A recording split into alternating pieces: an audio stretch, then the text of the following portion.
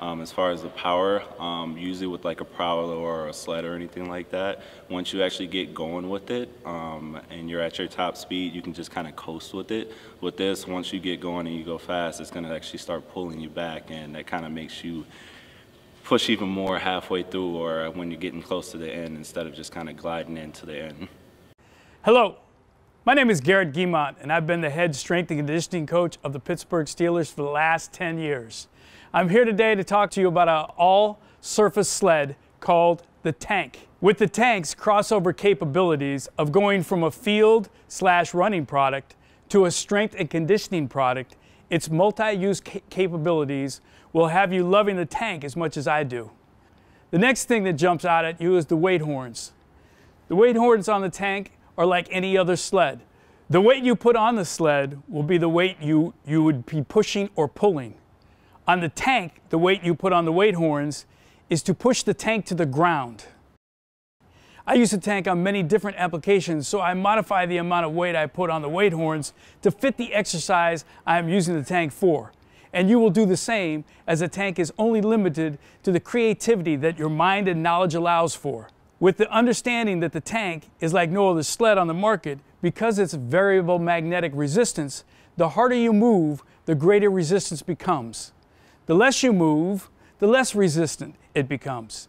This allows you to maintain perfect form for any exercise on the Tank that is big here at the Steelers, as we have a saying when we are working: we always want to check the tech.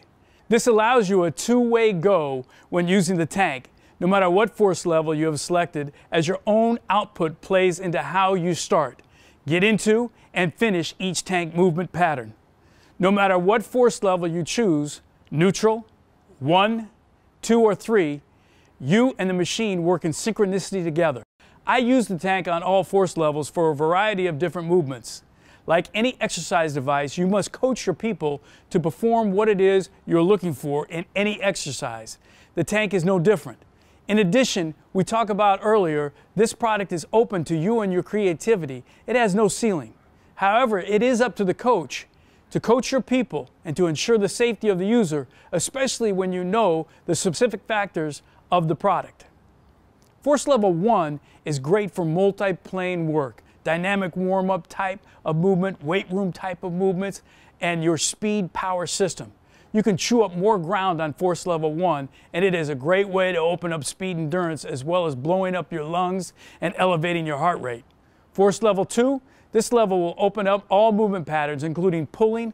Force level 2 is where you can start really working on your accelerated power. The distance you would use is a little bit different than force level 1, but again, you are only hostage to your own creativity. Force level 3 is the Mac Daddy of all the settings on the Tank. This setting is where you can get explosive power. Using this setting, you should cover the least amount of ground and be very specific in what you are working on. We go through all of our movement patterns, but we focus on specific steps within those patterns.